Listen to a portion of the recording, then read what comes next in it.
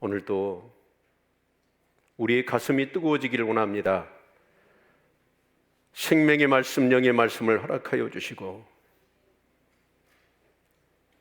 오늘 우리의 연약함이 들추어지게 하시며 이 마지막 시대에 깨어있는 자로 살아가기를 원하여 오늘 또 전심으로 주님을 예배하며 주의 그 은혜 안에 거할 수 있기를 간절히 소망합니다. 주의 백성들에게 평강을 주시며 봄 같은 기쁨을 허락하여 주시옵시며 세상에 그 어떤 것도 우리를 다스릴 수 없고 오직 주님만이 나의 주인이시며 왕이시며 주님만이 나를 다스릴 수 있기에 오직 마음에 그런 평강이 가득하게 하옵시며 평생에 병원 신세에 안 지을 수 있도록 우리의 육신을 치유하여 주시며 강건케 하시고 주님과 동행하는 그 기쁨과 감격이 차고 넘쳐서 세상의 그 모든 권세 있는 자들, 부자들이 부럽지 아니하며 오히려 하나님을 알지 못하는 이 시대를 불쌍히 여기며 기도할 수 있는 저희들 되게 해 주시옵소서. 하나님, 오늘 또 우리의 굳은 마음을 지하시며 부드러운 마음을 허락하시고 주시는 하나님의 말씀을 따라 하나님 변화되고 새로워진 삶을 살아가기를 간절히 원합니다. 존귀하신 아버지, 우리의 모든 형편처지는 알지 못하나 우리 하나님은 아십니다. 오직 갈망과 사모함으로 주님 앞에 나와 고백하고 구하는 저희들의 모든 기도에 응답하시며 주 안에 풍성한 만족이 있게 하셔서 여호와는 나의 목자시니 내게 부족함이 없으며 내 잔이 넘치나이다 고백할 수 있는 저희들 되게 해 주옵소서. 하나님, 교회가 교회로서의 영성과 믿음과 그 기능이 회복되어지기를 원합니다. 성도들이 더욱더 모이기에 힘쓰게 하시고 쉬지 않고 기도하게 하여 주옵시며 늘 성령의 충만함을 사모하여 하나님의 임재 앞에 더욱더 모이기에 힘쓸 수 있게 주시기를 간절히 원합니다. 하나님의 임재를 갈망하고 그 성령의 기름 부음을 사모하며 기도하는 자들이 많아지게 하시고 예배의 자리자리마다 하나님의 그 은혜를 갈망하며 임재를 사모하며 예배 드리는 자들이 차고 넘치도록 하나님 은총을 베풀어 주옵소서. 절대로 부인할 수 없는 하나님의 교회가 생명 살리는 교회 되게 하시고 땅끝까지 이르러 주의 복음 증거하는 전도자의 사명을 회복하는 우리 교회 되어지도록 역사하여 주시옵소서. 제자의 영역으로 넘치게 하시고 매일 성경 말씀 묵상의 운동이 일어나게 하시고 기도의 운동이 일어나게 하시며 목장 사역이 회복되게 하여 주시고 예배가 삶이 되어지며 우리의 가정이 믿음으로 세워지는 은혜가 있도록 도우시며 다음 세대가 여호와를 우리보다도 더 경외하는 믿음으로 세워지는 은혜가 있도록 도와주옵소서. 귀한 예물 주님 앞에 올려드리오니 주님 연락하시고 모든 물질이 하나님의 것임을 알고 물질을 다스리고 물질을 통하여 선한 청지기 역할을 감당할 수 있는 믿음들을 되게 해 주옵소서. 절대로 물질의 노예가 되어 살지 않게 하여 주옵시며 우리의 사업도 우리의 직장도 우리의 가정도 그 모든 구하는 것도 오직 선한 청직이 되어 먹든지 마시든지 무엇을 하든지 하나님의 영광을 위하여서 살아가는 저희들 되어지도록 은총을 허락하여 주옵소서. 예수 그리스도의 이름으로 기도합니다. 아멘. 우리 하나님 말씀 마태복음 24장 보겠습니다. 마태복음 24장 15절로 35절입니다. 한 절씩 교독합니다. 그러므로 너희가 선지자 다니엘이 말한 바 멸망에 가증한 것이 거룩한 곳에 선 것을 보거든 읽는 자는 깨달을진저. 지붕 위에 있는 자는 집 안에 있는 물건을 가지러 내려가지 말며 그날에는 아이벤 자들과 젖먹이는 자들에게 하가 있으리로다.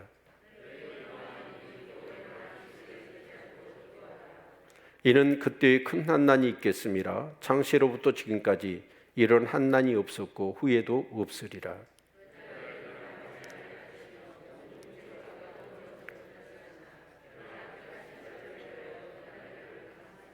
그때 사람이 너희에게 말하되 보라 그리스도가 여기 있다 혹 저기 있다 하여도 믿지 말라.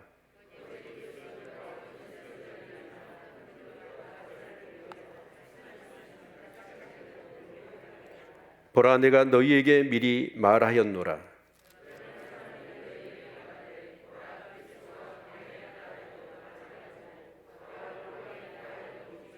번개가 동편에서 나서 서편까지 번쩍임 같이 인자의 임함도 그러하리라.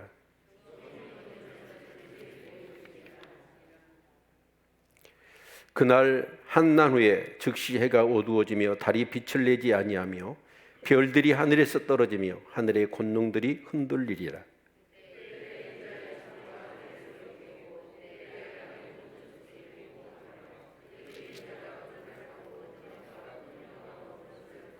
제가 큰 나팔 소리와 함께 천사들을 보내리니 저희가 그 택하신 자들을 하늘 이 끝에서 저 끝까지 사방에서 모으리라.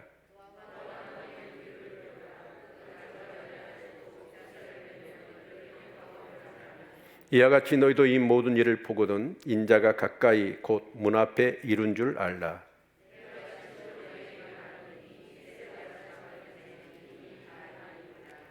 같이 읽겠습니다. 천지는 없어지겠으나 내 말은 없어지지 아니하리라.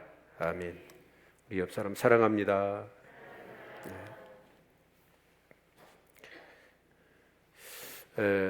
우리나라에 최근에 지금 계속 그 화제가 되고 있는 그 다큐멘터리가 있죠. 뭐예요?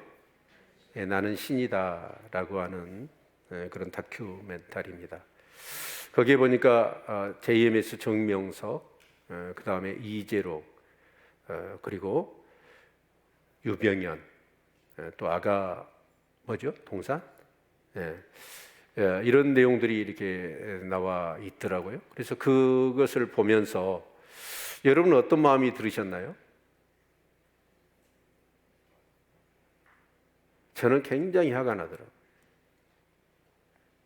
그 JMS에 그렇게 세상에 성적으로 농락을 당하면서 분별을 못하고 거기에 그렇게 사로잡혀서 살아가며 또 하수인 노릇을 하면서도 정말 그 세력 가운데 남아있는 그 모습을 보면서 화가 나는 거예요. 왜 그러냐면 저 사람들이 성경을 조금만 알면 저거 분별할 수 있었을 텐데, 진짜 성경을 조금만 알아도 분별할 수 있었을 텐데 그러지를 못하고 거기서 정말 삶을 망친 사람들이 너무 많더라고요. 그런데 여러분 어떻습니까? 우리나라에 자칭 그리스도라고 하는 사람이 47명이래요. 참 우리나라 대단해요. 그렇죠? 네. 자, 그런데 이런 일들이 많이 일어나요. 자, 이런 일이 일어날 때 교회 안에 두 가지 반응이 있다고 그래요. 하나는 뭐냐면 자꾸 이게 그리스도라고 자기가 얘기를 하고 거짓을 일삼잖아요. 그러니까 양치기 소년처럼 어떤 마음이 드냐면 싸잡아서 교회를 다 거짓과 가짜로 생각해 버리는 부류가 있고요. 어떤 한 부류는 뭐냐면 정말 하나님 말씀대로 그 일이 그대로 일어나구나 라고 해서 더 오히려 믿음 생활을 하는 분들이 있다고 그래요. 제가 볼 때는 항상 교회는 알곡과 가라지가 있거든요. 근데 가라지들은 어쩌냐? 이런 일들이 일어나면 자꾸 까불잖아요. 밀까불들. 이제 이런 일들이 일어나니까 아예 교회가 싫은 거예요. 그래서 그냥 교회고 예수고 믿음도 다 버려버려요. 근데 오늘 여기 본문의 말씀을 보십시오. 뭐라고 얘기하고 있습니까? 자, 23절부터 25절까지 같이 한번 읽어보죠. 시작. 그때의 사람이 너에게 말하되 보라 그리스도가 여기 있다 혹 저기 있다 하여도 믿지 말라. 거짓 그리스도들과 거짓 선자들이 일어나 큰 표적과 기사를 보유할 수만 있으면 택하신 자들도 미혹하게 하리라. 보라 내가 너희에게 미리 말하였노라. 지금 주님이 뭐라고 그래요? 내가 미리 말했다. 지금 그러잖아요. 뭐가 나타난다고? 거짓들이 나타난다라고. 이 얘기를 주님이 여기뿐만이 아니에요. 구약에도 보면 거짓 선지자들이 미혹을 한단 말이에요. 그런데 그런 일들이 일어날 것을 얘기를 하셨어.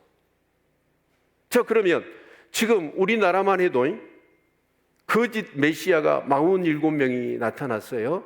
그러면 뭐예요? 이건 하나님이 말씀하신 대로 지금 일어나고 있잖아요. 여러분 어째요? 모조품을 만듭니다. 모조품을 만드는데 진짜 값진 모조품을 만들까요? 아무 쓸모도 없는 값싼 값어치도 없는 것을 모조품으로 만들까요? 값진 것을 모조품으로 만들죠. 왜 예수 그리스도의 가짜들이 많이 나타날까요? 최고로 좋은 거예요. 사람들을 미혹하고 사람들을 울고 먹기에 가장 좋은 게 뭐냐면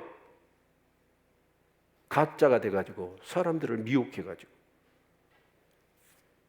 그런데 진짜 믿음이 있는 사람은 어쩌냐? 성경을 알고 있는 사람은 이런 가짜들이 나오면 어떤 생각을 가질까요? 와, 진짜 주님이 말씀하신 대로 여기 있다 저기 있다 막 그러면서 능력과 표적과 기사를 행하면서 사람들을 미혹하려고 하는 그런 거짓 메시아들이 여러분 날뛰고 있는 거예요. 그렇다면 이 가짜들을 분별해낼 수 있어야 되고 진짜를 더욱더 소망하고 기대해야 되지 않을까요? 아멘. 정말 우리 성도님들은 그런 가라지 성도 없고 다 알곡 성도들이 되시기를 주님의 이름으로 축원을 드립니다. 자, 그런데 오늘 이 본문의 말씀 이제 24장 흔히 이제 종말장이라고 얘기하지 않습니까? 그런데 이 말씀에 대해서 의견이 분분해요. 그리고 어렵습니다. 이 말씀은 진짜 성령님의 도우심이 필요하더라고요. 그래서 제가 설교를 하기도 사실은 벅찹니다. 그런데 여러분 우리가 기억해야 될 것이 있습니다. 이게 이제 마지막에 될 일이잖아요. 그런데 이게 두 가지더라고. 하나는 뭐냐면 한쪽으로만 치우치는 거예요. 그게 뭐냐면 바로 예루살렘 성전 멸망에 대한 내용이다. 세상 마지막 끝에 대한 얘기는 아니다 라고 하는 부류가 있고, 한쪽은 뭐냐면 아니다, 마지막에 대한 얘기다, 그런 부류가 있더라고요. 그런데 성경의 패턴을 우리가 살펴보면, 우리가 지금 수요일 날 수요 예배 이사야를 묵상하죠. 이사야를 묵상하면 어쨌든가요, 하나님의 패턴은 뭐예요? 앞으로 일어날 일을 얘기하시면서 그 후에 일어날 얘기를 또 하시죠. 그걸 이중 예언이라고 그래요. 그러니까 이사야는 BC 몇 년도 사람이에요? 700년, 730년에서 700년도의 사람이거든요. 그런데 그가 뭘 예언합니까? 바빌론의 유다가 멸망할 것이고, 그래서 포로로 끌려갔다가 70년 만에 다시 돌아와서 회복될 것이다. 그러면서 또한 그 사건이 결국은 먼 미래 예수 그리스도를 통하여 이제 이방 나라에도 복음이 전거돼서 하나님의 나라가 크게 부흥할 것을 말씀하셨죠. 아멘. 그러듯이 오늘 이 본문의 말씀도 예루살렘 성전이 파괴되고 멸망하는 것과 더불어 그 말씀은 또한 마지막 예수님이 재림하실 때 그 상황을 같이 얘기하고 있다는 거예요. 이것을 여러분이 기억해야 합니다. 그리고 여러분, 어차피 우리가 예수를 믿는 가장 궁극적인 건 뭐예요? 예? 구원받고 천국 가는 거죠. 구원받고 천국 가는 거잖아요. 천국이 없으면 여러분요, 내가 여러분 쫓아내요. 교회 나오지 말라고. 그런데 천국과 지옥이 분명하거든요. 자, 그래서 이 종말론은 우리에게 너무너무 중요한 거예요. 그런데 이 세상의 종말에 대한 예를 몇 가지로 성경에서 우리에게 보여주고 있지요. 첫 번째가 언제예요? 노아의 홍수입니다. 사람의 아들이 하나님의 아들들이 사람의 딸들이 아름다움을 보고 어떻게 했어요? 섞어져 버렸잖아요. 그러다 보니까 어째요? 진짜 믿음이 좋은 남자하고 믿음이 없는 여자하고 결혼을 했어. 그러니까 어떻게 돼요? 하나씩 하나씩 먹어 빠져요. 꽃감 빼먹듯이 애배가 빠져. 애배가 사라지니까 은혜가 사라지고 하나님과 동행이 사라져 버리잖아요. 그래서 하나님의 아들들이 뭐가 돼요? 사람이 돼 버려요. 하나님의 영이 떠나버린 거죠. 그래서 하나님이 어떻게 하십니까? 이 세상에 보니까 소망이 없어. 그래서 홍수로 이 세상을 심판하시잖아요. 자, 그래서 하나님은 노아에게 자, 홍수로 심판할 거다라고 하면서 뭘 준비하게 하십니까? 방주를 짓게 하시죠. 그래서 이제 노아가 산 꼭대기에서 방주를 지어요. 몇 년 동안 지어요? 120년 동안. 그러니까 자기 가족 8명하고 모든 짐승들을 암수, 이렇게 정결한 거하고 부정한 것, 정결한 것은 2쌍씩, 부정한 것은 1쌍씩 해서 모든 생물들을 다 그 방주 안에다 집어넣어야 되잖아요. 그리고 40주야로 비가 쏟아지고 땅에 기품의 샘들이 터져가지고 이 지구상에 물로 가득 차버리고 심판을 하잖아요. 그런데 노아가 120년 동안 그 방주를 지을 때 노아는 분명히 세상 사람들한테 얘기했을까요? 안 했을까요? 했고 세상 사람들은 노아한테 너 뭐하냐? 물었을까요? 안 물었을까요? 물었을 거예요. 그런데 어쨌을까요? 그 얘기를 듣고 노아는 분명히 하나님이 심판하신다고 그랬다. 그래서 그 심판을 대비해서 하나님이 설계해 주신 대로 나는 방주를 짓고 있다라고 얘기하면 이 사람들이 어찌해야 될까요? 우와, 그래? 하나님 심판하신대? 그리고 그걸 자기들도 어떻게 해요? 준비해야 되잖아요. 근데 그들은 어쨌을까요? 자, 우리 성경 같이 한번 봅시다. 마태복음 24장 37절로 39절 뒤에 있잖아요. 자, 같이 읽겠습니다. 시작. 노아의 때와 같이 인자의 임함도 그러하리라. 홍수 전에 노아가 방주에 들어가던 날까지 사람들이 먹고 마시고 장가들고 시집가고 있으면서 홍수가 나서 저희를 다 멸하기까지 깨닫지 못하였으니 인자의 임함도 이와 같으리라. 그러니까 노아가 그렇게 방주를 짓는 동안에 그 얘기를 듣고 그들도 궁금해서 물었고 다 얘기를 들었을 거예요. 그런데 그들은 뭘 했어요? 에이, 미친 소리 하고 있네 라고 하면서 뭘 했어요? 시집가고 장가가고 사고팔고 일상의 분주함에 그냥 살아버렸다. 두 번째로 이 세상 심판은 아니지만 한 지역적인 심판이 일어난 곳이 있지요. 소돔과 고모라입니다. 그래서 그 소돔과 고모라가 어땠어요? 완전히 음란한 도시. 그래서 하나님이 이제 심판하시기로 하시잖아요. 유황불로. 근데 아브라함이 중보기도를 해. 그래서 하나님이 어떻게 하십니까? 그 롯의 가정을 거기서 빼내시잖아요. 그래서 이제 천사를 보내가지고 롯한테 자, 유황불로 심판할 거니까 너희 가족들 빨리 거기서 도망가라.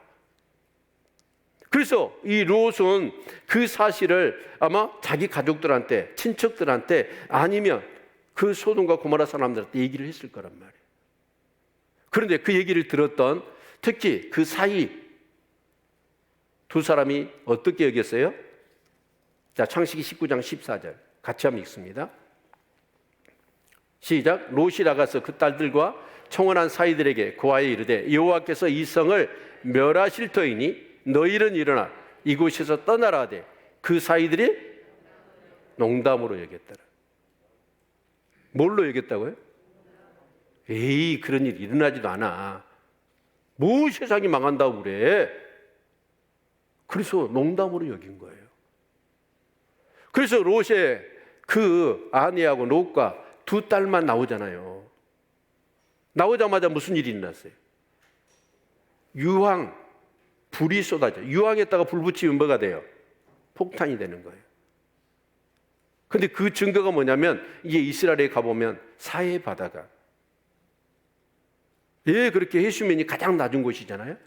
죽음의 바다가 됐냐면 바로 그 소돔과 고모라에 유황불이 쏟아져서 그런 거예요. 아멘.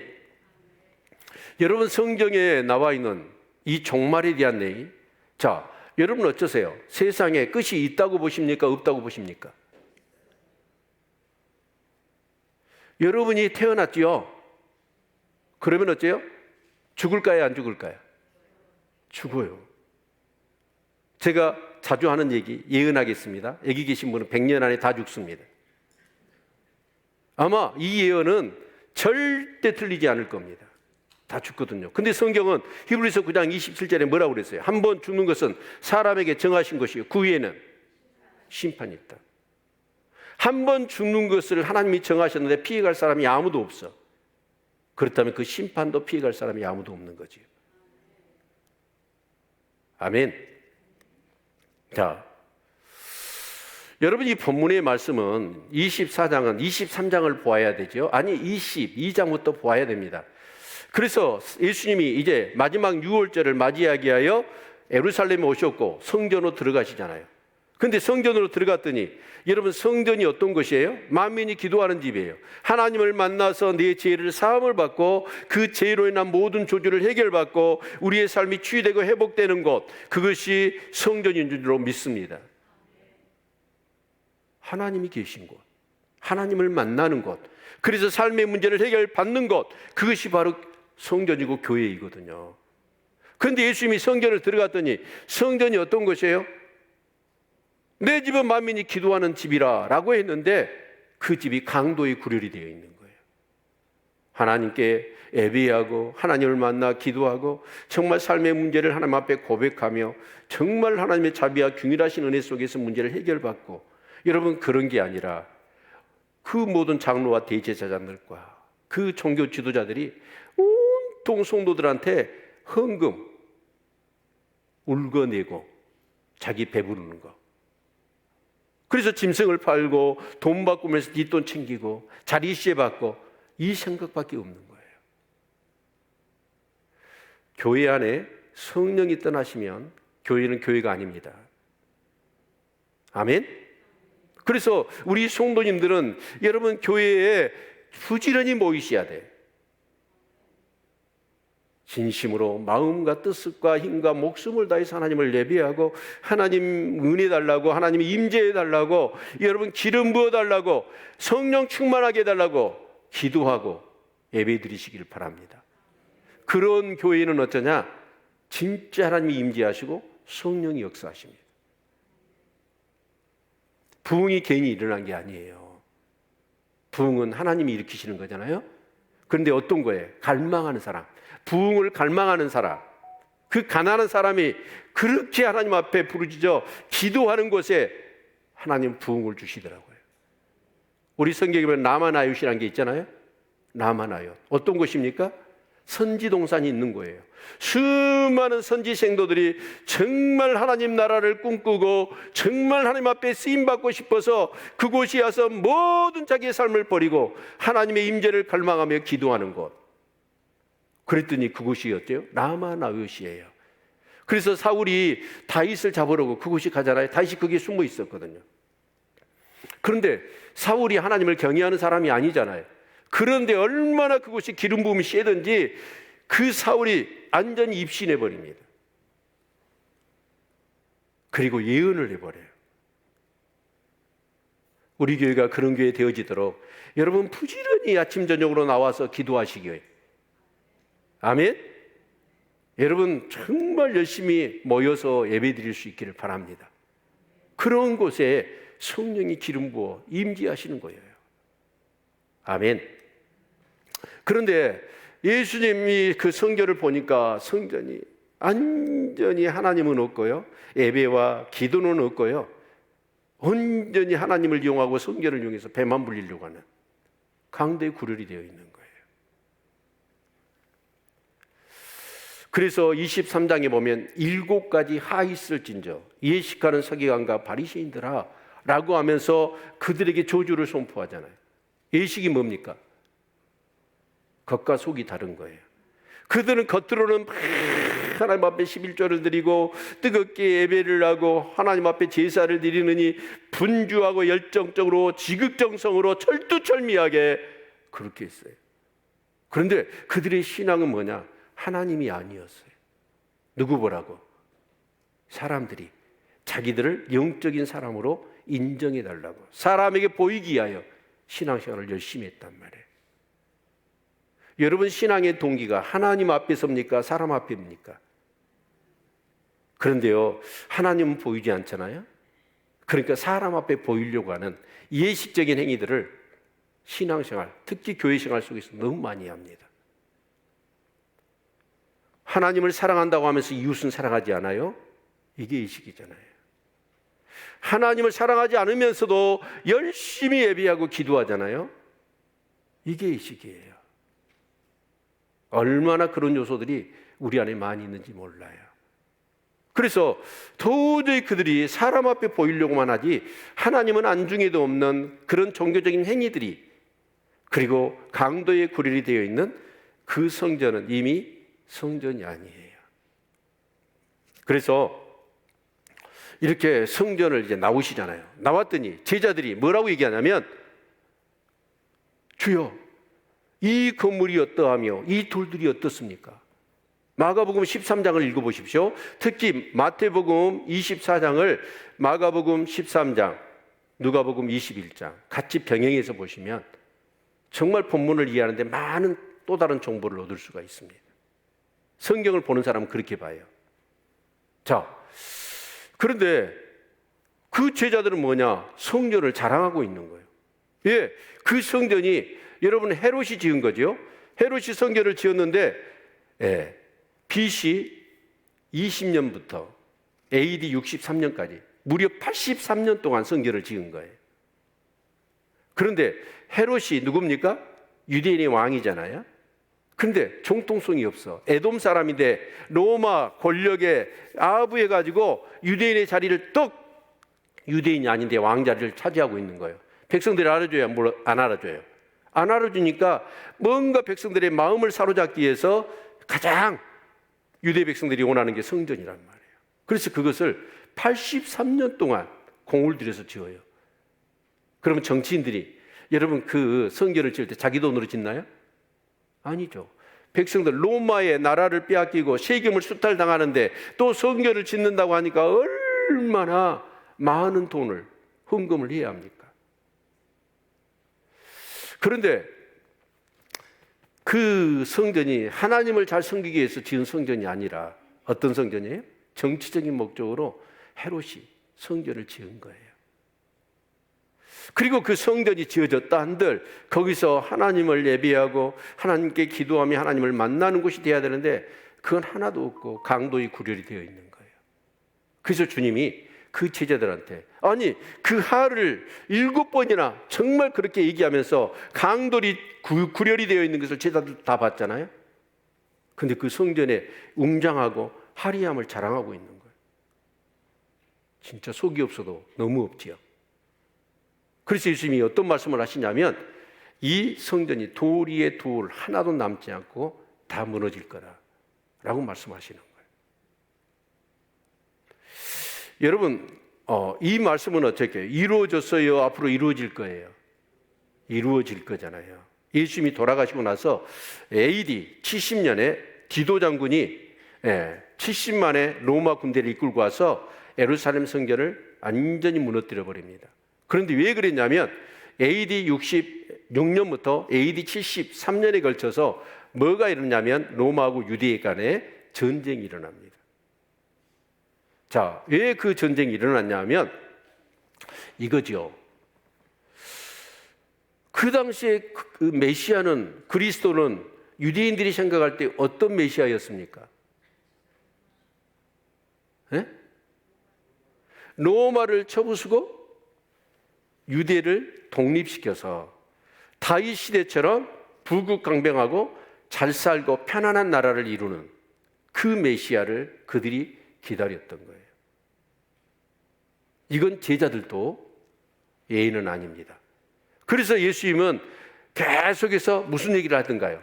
나는 그런 메시아가 아니야. 나는 장로들과 대제사장에게 사로잡혀서 십자가에 못 박히고 죽은 지 사흘 만에 다시 살아날 메시아야. 그 얘기를 하시잖아요. 그런데 그 얘기가 제자들한테, 유대인들한테 들어올까요? 안 들어올까요? 안 들어와요. 왜 그러냐면 유대라고 하는 나라는 바벨론 포로에서 돌아와서 잠깐 유대 사회가 이루어졌지만 나라라고 하는 나라를 이루지 못하고 계속해서 주변 제국들 사이에서 일이 터지고 절이 터지고 힘들었거든요. 그래서 그들은 뭐냐? 성경에 다윗한테 약속했던 다윗의 자손으로 오는 메시아, 다윗처럼 그렇게 강한 메시아, 그래서 나라를 예시로부터 완전히 해방을 시키고 진짜 힘센 나라, 편안한 나라, 잘 사는 나라, 그런 메시아를 그들이 기다렸던 거예요. 오늘 우리가 하나님을 믿는다고 하면서도 성경을 바로 알지 못하면 어떤 그리스도를 원할까요? 하나님이 보내시기로 하시는 그리스도가 아니라 내가 원하는 그리스도를 우리는 소망하고 바랍니다. 그런데 여러분 한번 생각해 보십시오. 로마의 지배 아래에 있는 것과 죄와 사망의 권세 아래에 있는 것, 어느 것이 더 무서워요? 네? 여러분, 로마가 이스라엘을 다스리고 지배하는 건 불과 몇 년입니다. 죄와 사망은 어째요? 우리 평생, 그리고 죽어서도 여러분 영원 세계까지 그 죄와 사망의 권세가 우리를 어떻게 해요? 지옥 같은 삶을 살게 하고 결국은 지옥으로 우리를 이끌어 가잖아요. 그러면 로마로부터 벗어나는 그리스도가 좋아요? 죄와 사망의 권세로부터 벗어나게 하시는 그리스도가 좋아요? 죄와 사망이죠. 그런데 유대인들은 그런 것은 별로예요. 하여튼 지금 물리적으로 환경적으로 로마의 엄청난 핍박을 받고 있으니까 그것으로부터 해방되는 거, 그런 메시아를 원했던 것이죠. 그래서 이제 성전이 돌 하나 남지 않을 거다라고 얘기를 하니까 이제 성전이 바라보는 감람산으로 이제 옮겨왔습니다. 그러니까 제자들이 예수님께 물어요. 언제 그 일이 일어나며 그 징조가 무엇입니까? 라고 묻는 거예요. 자, 그러면 언제 일어나고 징조가 무엇입니까? 라고 할 때 제자들은 주님이 말씀하신 의도를 알았을까요? 몰랐을까요? 몰랐어요. 그들은 안 고쳐. 어떤 메시아를 원해요? 돌 위에도 돌 하나도 남지 않는다. 이것은 분명히 이제 유대가 이 로마하고 전쟁을 하는 거구나. 그런데 그 성전이 돌 위에 돌 하나 남지 않고 질 수 있는 상황인데 우리 주님이 계시니까 반드시 어떻게 할 거다? 이길 거다. 그리고 우리를 해방시킬 거다. 라고 하는. 그래서 그때를 묻고 그 징조를 묻는 거예요. 우리 사고방식이요, 웬만해서는 안 고쳐집니다. 그래서 말씀을 봐야 돼요. 아멘? 말씀을 봐야 돼요. 그런데 이 제자들은 어떠냐? 말씀을 해도 자기 생각, 자기가 듣고 싶은 것만 들어요. 자기가 바라는 것만 소망할 뿐이지. 성경에서 말씀하시는 어린 양, 6월절에 어린 양 예수를 얘기하셨고 제사를 그들이 드렸을 때 그 제사, 그 절기가 전부 다 누구를 얘기하는 거예요? 예수님을 얘기하는 거잖아요. 그러니까 그들은 제사를 드려도 헛것드리고 있는 거예요, 지금. 우리가 지금 예배를 드려도요, 헛예배 드린 사람이 많아요. 뭘 바라고 지금 예배를 드리시나요? 죄와 사망의 원시로부터 나를 구원하시고 하나님의 천국 백성 삼아주신 것이 감사해서 예배 드릴 수 있기를 바랍니다. 그거 하나예요. 그런데 우리는 그것 말고요, 지금 내가 필요한 게 있다니까요, 이거 좀 채워주세요, 이런 식이에요.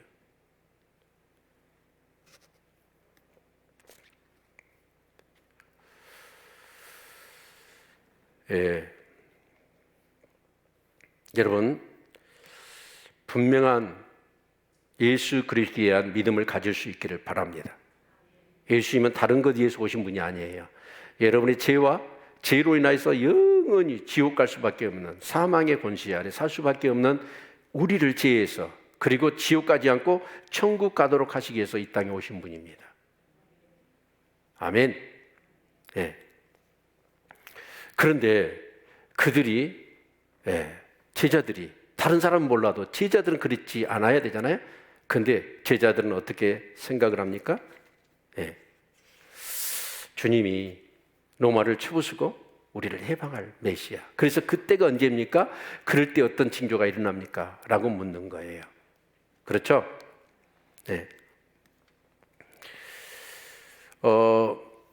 여러분, 예수님은요, 이런 말씀을 하셨습니다. 요한복음 2장 19절을 같이 보실까요? 요한복음 2장 19절. 같이 읽겠습니다. 시작. 예수께서 대답하여 가라사대 너희가 이 성전을 헐라 내가 사흘 동안에 일으키리라. 이 말은 83년 동안 지었던 엄청난 예루살렘 성이라고 하면 그 성의 근한 30%를 해당하는 지역이 성전이에요. 그렇게 어마어마한 규모의 웅장한 성전을 헐래요. 그러면 사흘 만에 다시 지은대요. 그 헐은 성전은 뭐예요? 헤롯 성전이죠? 3일 만에 다시 짓는 성전은 무슨 성전이에요?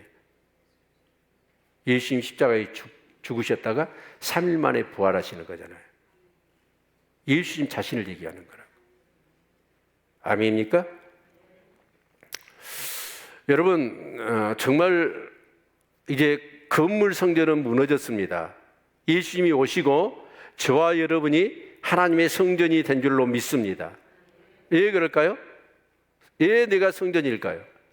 예수 그리스도를 믿고 성령으로 진짜 거듭난 사람들은 제사함을 받은 줄로 믿습니다. 제사함을 받은 사람은 제사함의 증거로 우리에게 보내신 분이 계셔. 그분이 누구예요? 성령님이십니다. 내 안에 성령이 계시죠. 성령이 계시니까 나는 뭐예요? 고린도전서 3장 16절에 너희가 하나님의 성전인 것과 하나님의 성령이 너희 안에 거하시는 것을 알지 못하느냐. 내 안에 하나님이 계십니다. 아멘. 네. 그런데 이제 이 주님이 무슨 말씀을 하시냐면 15절 같이 한번 읽어볼까요?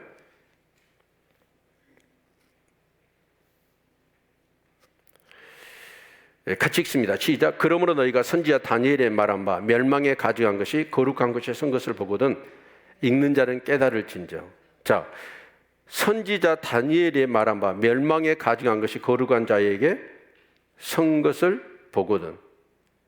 그러니까 다니엘 선지자가 이 얘기를 했습니다. 그래서 다니엘을 얼른 펴보시면, 자, 다니엘서 9장 27절 얼른 한번 봐볼까요? 네, 같이 읽겠습니다. 시작. 그가 장차 많은 사람으로 더불어 한 이레 동안의 언약을 굳게 정하겠고 그가 그 이레의 절반의 제사와 예물을 금지할 것이며 또 잠푸하여 미운 물건의 날개를 의지하여 설 것이며 또 이미 정한 종말까지 진노가 항폐케 하는 자에게 쏟아지리라 하였느니라. 다니엘 시대 때 어떤 얘기를 하셨냐면 성전이 이방인의 수중에 넘어가고 그리고 그 하나님의 성전이 있는 하나님의 그 임재의 자수가 있는 그곳에 뭐가 세워질 거다? 가증한 것이 설 것이다. 그게 언제 이루어졌냐면, 자, 셀주크 왕조 때 안티오코스 에피파네스가 이제 이스라엘을 집어삼켜 버립니다. 그리고 유대인들의 자존심이라고 할 수 있는 성전을 완전히 거기서 드리는 이 정한 모든 예배, 제사를 다 금지시켜 버립니다. 그리고 그 성전에다가 뭘 지어요? 제우스, 우상의 상을 세워놓고 돼지피로 발라버리잖아요. 이것을 다니엘 시대 때 예언을 했습니다. 근데 그게 그대로 이루어진 거죠. 11장, 다니엘서 11장 31절도 보실까요? 같이 보시면 군대는 그의 편에 서서 송소곳 견고한 것을 더럽히며 매일 드리는 제사를 폐하며 멸망케 하는 미운 물건을 세울 것이며, 그래서 자기 신상을 거기다 세워요. 내가 하나님이다. 이런 가증한 일이 일어날 것을 다니엘 선지자 시대 때 얘기를 했는데, 그 몇백 년 후에 바로 헬라 시대가 끝나고 이 알렉산더가 죽고 난 다음에 이 제국이 네 개로 분할되잖아요. 그래서 남방왕 북방할 때 북방왕이 셀주크 왕조고 남방왕이 프톨레미 왕조지요. 그렇죠? 그런데 한 100년 동안 프톨레미 애굽이 이스라엘을 지배하다가 셀주크 왕조에게 밀려서 셀주크 왕조가 그 프톨레미 왕조를 밀어내고 유대를 지배합니다. 그때 안티오쿠스 에피파네스가 이 못된 짓을 한 거예요. 그런데 실제로 그 일이 언제 일어날 거다? 예수님 이후로 일어날 것을 말씀한 거예요. 그러니까 성경은 항상 이중의 은이죠. 그렇죠? 자, 그래서 지금 이제 그 그리스도가 여기 있다 저기 있다라고 등장한다고 그랬죠? 그럼 그 그리스도는 누굴까요? 사람을 미혹한다고 그랬어. 많은 선지자들이 일어나서 많은 사람을 미혹한다고 그랬어요.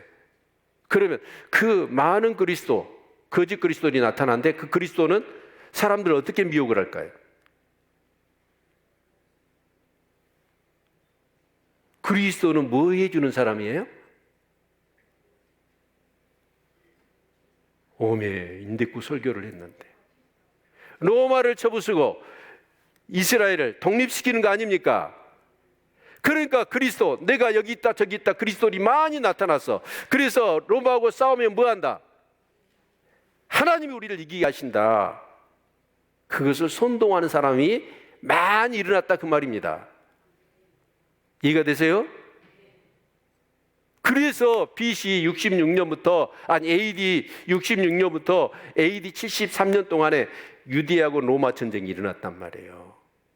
그래서 자꾸 그때 AD 6년에 그 갈릴리 사람 유다라는 사람이 또 그 이후에 누가 또 등장하냐면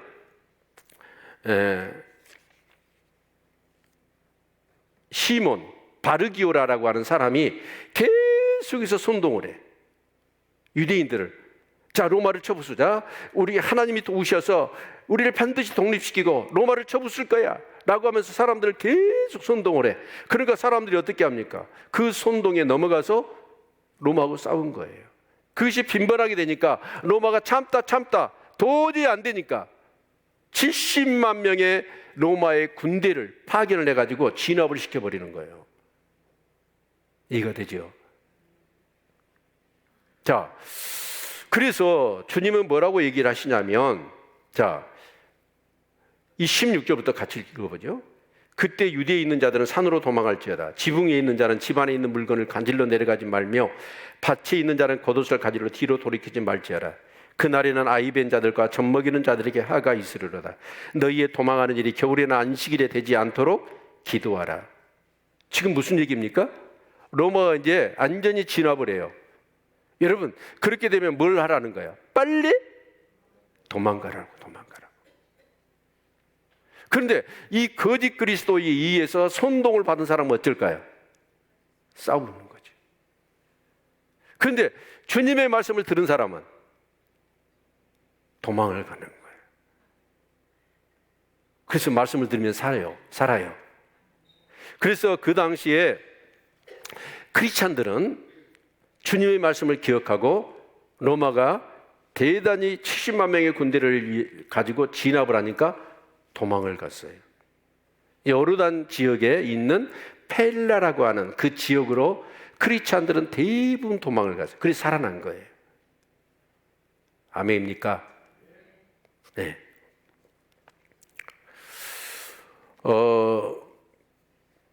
참 그때가 겨울은 막 이 우기거든요.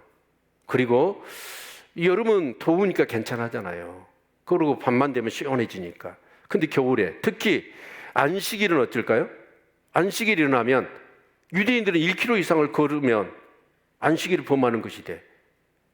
그러니까 그때 일어나지 않도록 기도해라. 그리고 아이벤 자들과 젖먹이는 자들에게 하가 있을 거다. 다른 사람이야 맨몸이니까 도망을 가지요. 근데 정말 아기를 뵙거나 젖먹이는 여인들은 어쩔까요? 도망을 갈 수가 없어. 그래서 이때 디도 장군에 의해서 유대인 예루살렘에 110만 명이 죽었답니다. 그리고 근 10만 명에 해당되는 포로로 잡혔다고 그래요. 그러니까 거의 다 죽은 거예요. 그렇게 수많은 사람이 죽으니까 어떻게 돼요? 여러분, 장례를 치를 수도 없고, 그러니까 시체 썩는 냄새에 전염병에 완전히 엉망이 되어져 버린 거예요.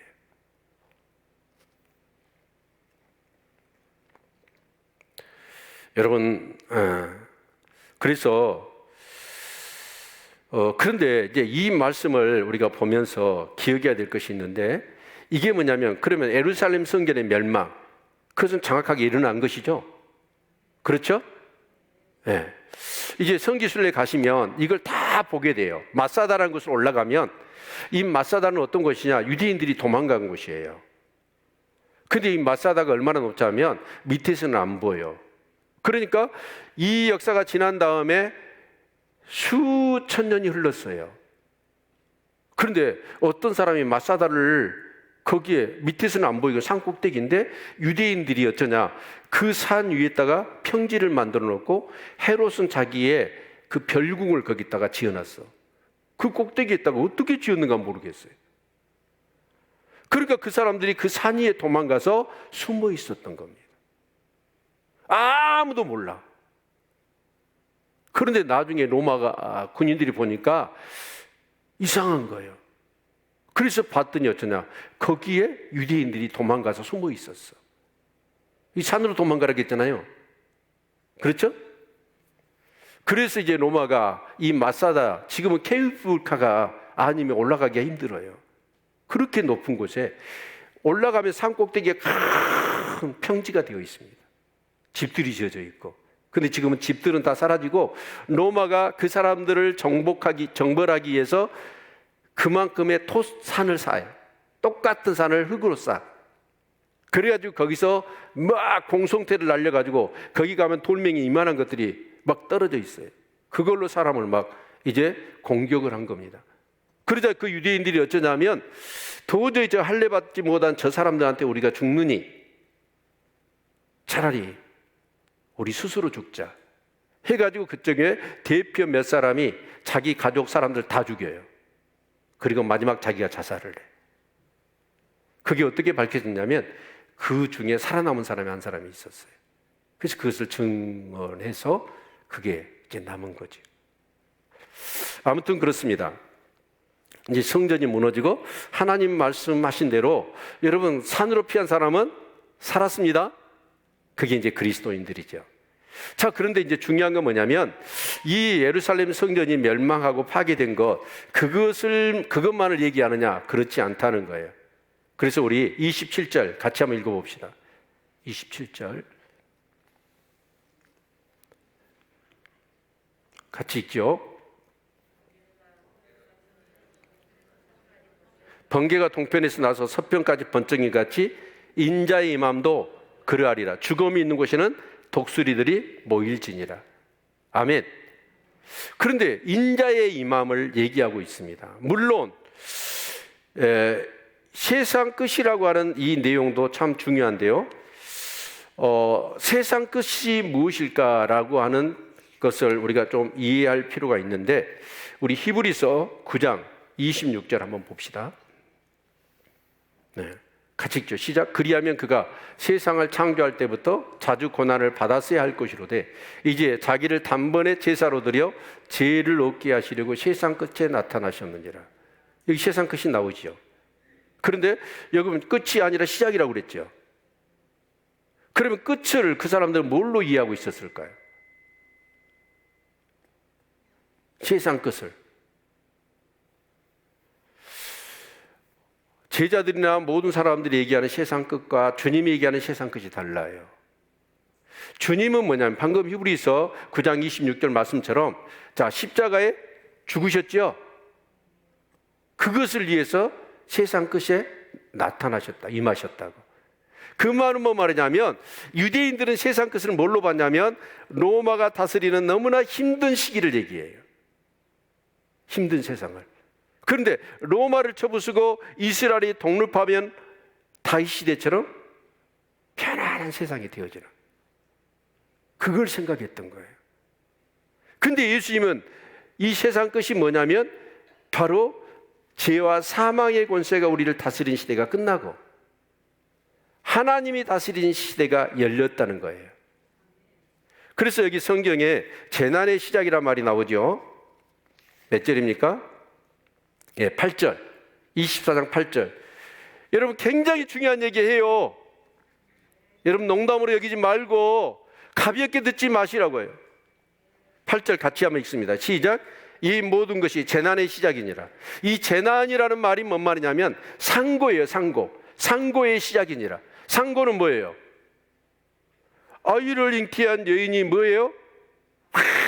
아이를 출산하기 위해서 그 고통을 상고라고 그러잖아요. 아멘. 그러니까 이 상고는 뭐냐면 한 시대가 끝나고 또 다른 시대가 열린다는 얘기죠. 그러니까 주님은 뭘 보냐면 지금까지 사단이 지배했던 이 세상이 끝나고 예수님이 십자가의 죽으심으로 인하여 어떤 시대가 열린 거예요? 주님이 다스린 시대가 열릴 것이다 라는 얘기입니다. 아멘. 그래서 우리 성경을 같이 한번 봅시다. 자, 마태복음 16장 21절. 여러분 좀 어렵더라도 진짜 여러분 주의해서 들으시길 바랍니다. 같이 읽죠. 시작. 이때로부터 예수 그리스도께서 자기가 예루살렘에 올라가 장로들과 대제사장들과 서기관들에게 많은 고난을 받고 죽임을 당하고 제3일에 살아나야 할 것을 제자들에게 비로소 가르치시니. 그러니까 예수님은 어떤 예수님이에요? 죄와 사망의 권세를 깨뜨리시고 우리에게 구원을 주시기 위해서 오신 분이란 말이에요. 아멘. 네. 그런데 사람들은 그게 아니라 로마에서 완전히 우리를 벗어나게 하는 그런 메시아만을 생각했던 거예요. 자, 그래서 예수님이 십자가에 죽으심으로 인하여 어떤 일이 일어나냐면 요한복음 16장 33절 같이 읽습니다. 시작. 이것을 너에게 이름은 너희로 내 안에서 평안을 누리게 하려 함이라. 세상에서 너희가 한난을 당하나 담대하라. 내가 세상을 이기었노라. 주님이 어떻게 세상을 이겼을까요?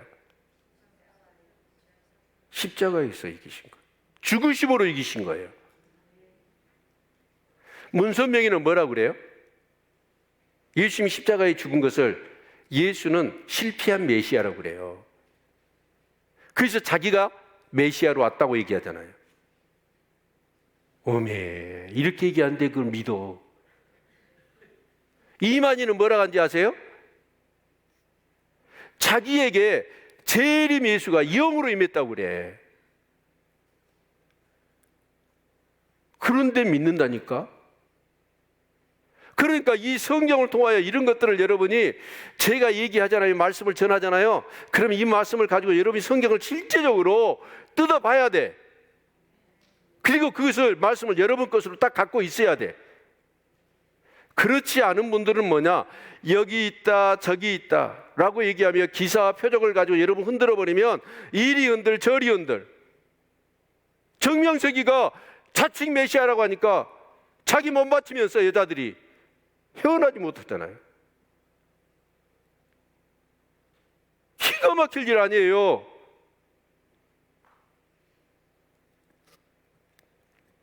골로새서 2장 15절 같이 보지요. 같이 읽습니다. 시작. 정죄와 권세를 벗어버려 밝히 드러내시고 십자가로 승리하였느니라. 정사와 권세가 뭐예요? 정사는 뭐 이렇게 도 단위를 주관하는 악한 영을 얘기하는 거고, 권세는 한 나라를 주관하는 악한 영을 얘기하는 거예요. 그렇죠? 그런데 그 악한 영들을 어떻게 해요? 뭐라고? 다시 한번 보여주세요. 정사 권세를 벗어버렸다는 게 뭔 말이에요? 무장해제 시켜버렸다는 거예요. 그리고 밝히 드러내셨다는 말은 그들의 정체를 확 드러내버렸다는 거예요. 그래서 승리하셨다. 어디에서? 십자가에서. 예수님 십자가의 죽으심으로 정사 권세를 벗어버리고 여러분 그들을 밝히 드러내셔버린 거예요. 그래서 십자가에 승리하신 거예요. 그래서 저와 여러분은 예수 그리스도의 이름으로 그 악한 영을 대적하고 여러분 승리할 수 있는 줄로 믿습니다. 아멘. 그러니까 십자가를 지시기 위해서 오신 분이 바로 예수 그리스도예요. 아멘. 네. 여러분 정말 그렇습니다. 그 예수 그리스도의 십자가와 부활을 여러분 믿고 체험하신 은혜가 있기를 바랍니다. 내 죄를 위하여 대신 죽으신 예수 그리스도, 그리고 나의 영원한 생명을 위하여 부활하신, 나의 부활의 첫 열매 되신 예수 그리스도를 믿고 늘 체험하시는 은혜가 있기를 바랍니다. 그런데 그 당시에 유대인들과 제자들은요, 여러분 예수님이 부활한 거, 십자가에 죽으시는 것도 도저히 그럴 수 없습니다라고 그러잖아요. 베드로가. 그래서 사단아 내 뒤로 물러가라 라고 하는 책망을 듣지 않습니까? 그리고 부활에 대해서 얘기를 했습니다. 그런데 마리아가 부활을 경험하고 체험하고 부활 주님을 만나고 나서 주님이 살아났다고 하니까 제자들 중에 한 사람이라도 부활을 기대하고 있고 소망하고 있고 믿는 제자들이 있었어요, 없었어요? 아무도 없었습니다. 그렇게 주님이 말씀하셨고 구약에서부터 유월절에 어린 양으로 제사를 드리면서 그렇게 말씀을 하셨음에도 불구하고 이들은 그 십자가에 죽으셨다가 부활하신 예수를 생각도 못해요. 생각도.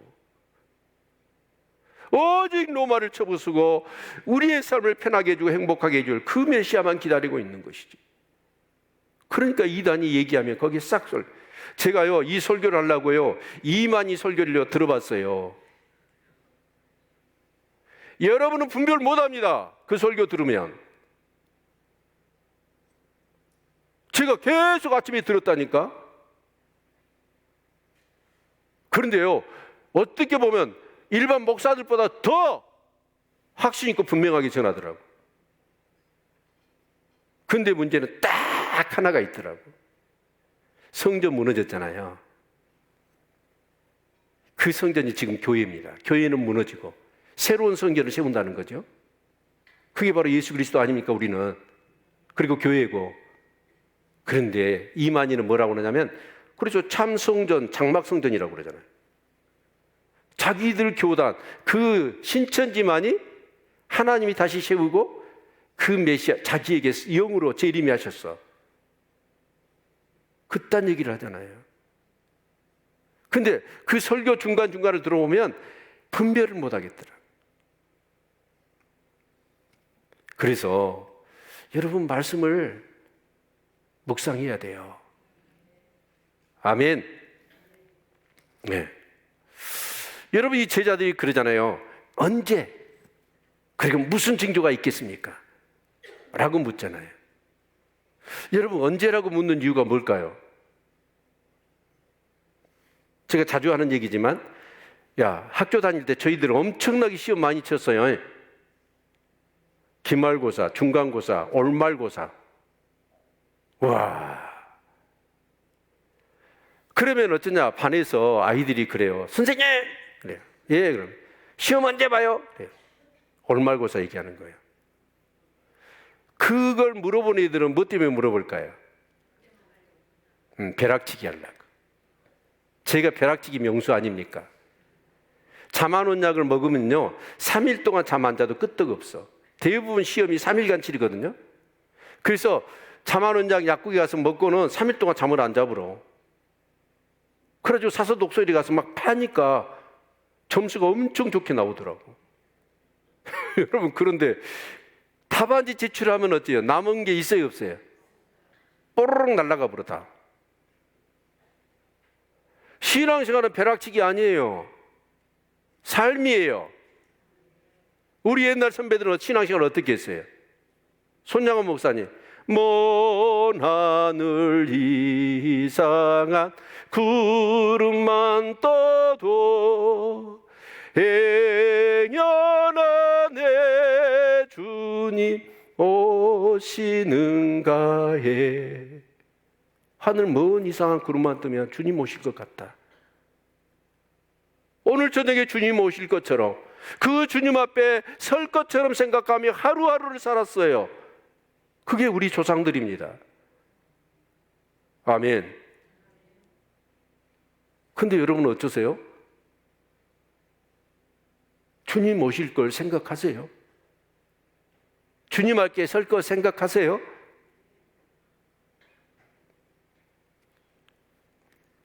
우리 마지막 성경 같이 읽어보죠.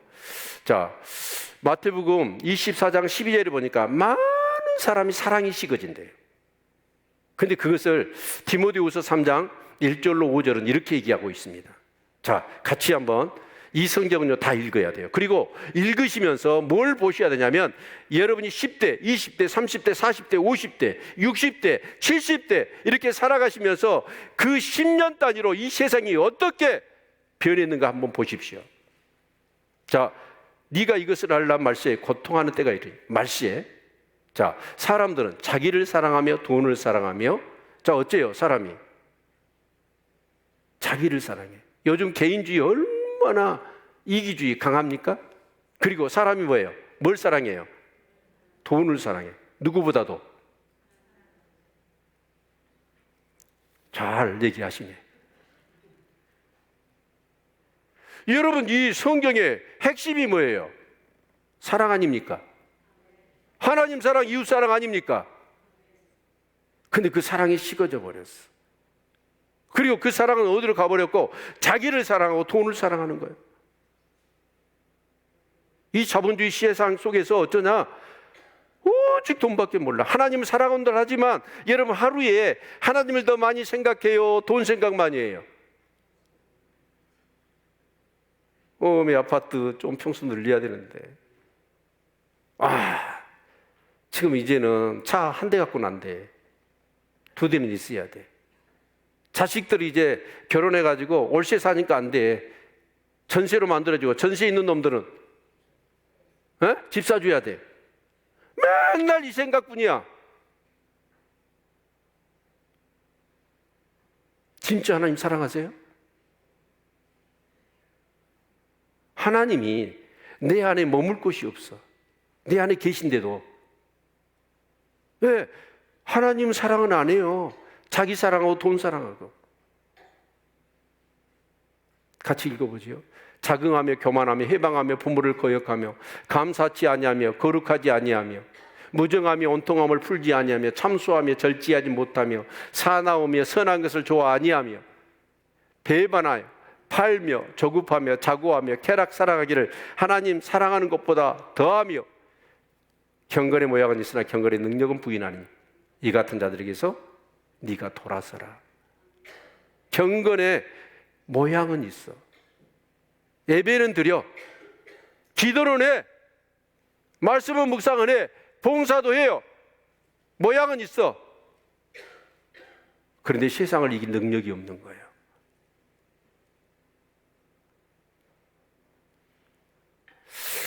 사실인지 아닌지 모르겠습니다. 저도 이렇게 거기서 벗어나려고 웬만하면 인터넷 뉴스 보는 서핑 또 유튜브 안 보려고 몸부림쳐야 되겠더라고. 왜냐하면 그 쾌락, 그 즐거움 유튜브는 나의 목자신이 내게 부족함이 없어. 모든 거 유튜브 열어보면 다 있어. 요리, 테니스, 골프 공부하는 것, 배우는 것 진짜 다 있어. 사람은요 가까이 하는 것이 영향을 받습니다. 그렇죠? 유튜브를 자주 하는 사람은 또 유튜브에 내용이 있잖아요. 그래서 요즘은 AI가 내가 보는 장르 뉴스를 다 계속 보내주잖아요. 유튜브 여러분 이 사람이 뭘 좋아하는지 이미 다 파악하고 있어. 컴퓨터가. 그래갖고 줄줄이 갖다 대주는 거예요. 그럼 정신없이 한번 그거 열어보면 저도 그렇더라고.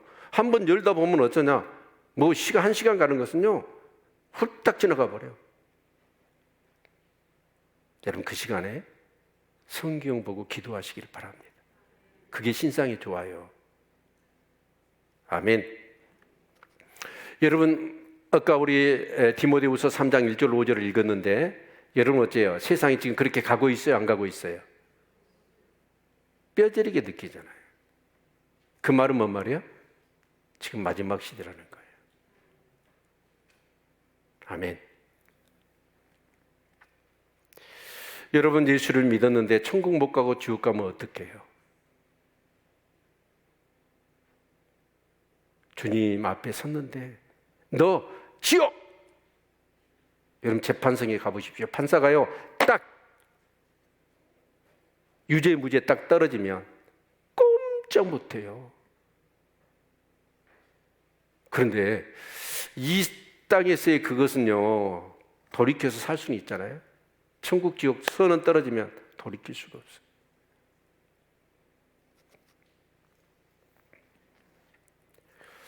정말 여러분, 주님이 오십니다.